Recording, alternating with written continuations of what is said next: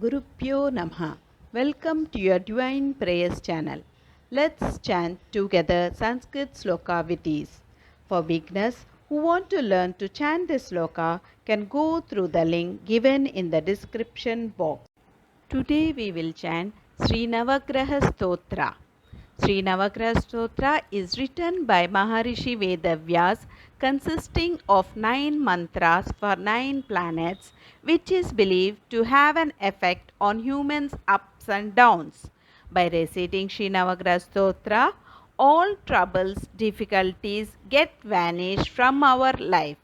We have to recite Sri Navagraha Stotra daily with faith, devotion and concentration.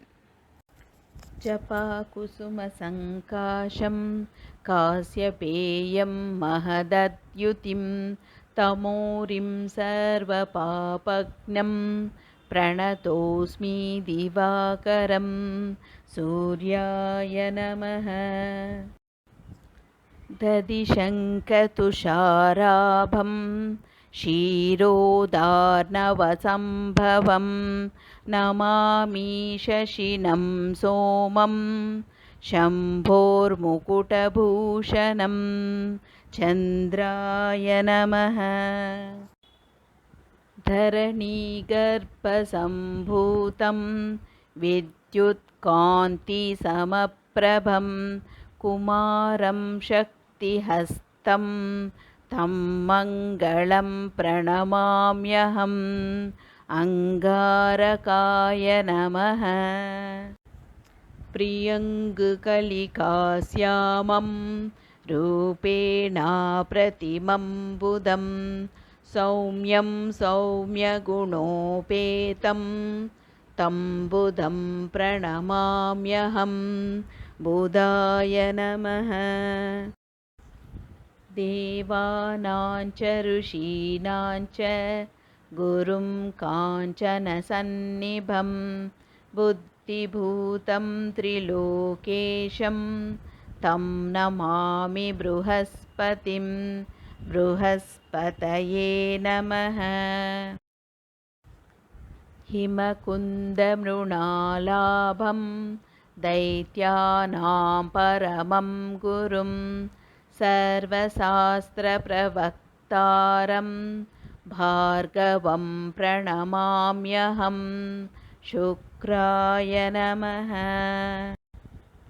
नीलाजनसमाभासं रविपुत्रं यमाग्रजं छायामार्तण्डसम्भूतं तं नमामि शनैश्चरं। शनैश्चराय नमः। अर्धकायं महावीर्यं चन्द्रादित्यविमर्दनं सिंहिकागर्भसम्भूतं तं राहुं प्रणमाम्यहम्। राहवे नमः। पलाशपुष्पसङ्काशं तारकाग्रहमस्तकं रौद्रं रौद्रात्मकं घोरं तं केतुं प्रणमाम्यहम्। केतवे नमः। इति श्रीव्यासमुखोद्गीतं यः पठेत् सुसमाहितः दिवा वा यदि वा रात्रौ विघ्नशान्तिर्भविष्यति। नरनारीनृपाणां च भवेद्दुःस्वप्ननाशनम् ऐश्वर्यमतुलं तेषाम् आरोग्यं पुष्टिवर्धनम्। ग्रहनक्षत्रजापीडास्थ स्खराग्निसमुद्भवाः ता सर्वा प्रशमं यान्ति व्यासोद्भृतेन संशयः। इति श्रीव्यासविरचितं नवग्रहस्तोत्रं सम्पूर्णम्। यदक्षरपदभ्रष्टं मात्राहीनं तु यद्भवेत् तत्सर्वं शम्यतां देव नवग्रह नमोऽस्तु ते विसर्गबिन्दुमात्राणि पदपादाक्षराणि च न्यूनानि चातिरिक्तानि क्षमस्व नवग्रह अन्यथा शरणं नास्ति त्वमेव शरणं मम तस्मात् कारुण्यभावेन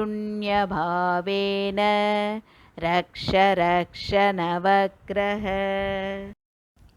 Let's chant together Hare Krishna Maha Mantra 3 times for the welfare of all living beings. Hare Krishna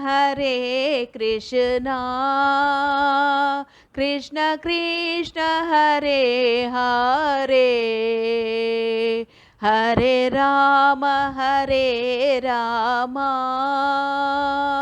Rama Rama Hare Hare Hare Krishna Krishna Krishna Hare Hare Hare Rama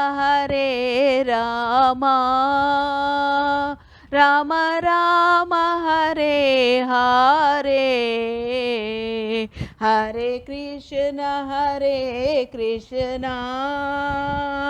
Krishna Krishna Hare Hare Hare Rama Rama Rama Hare Hare.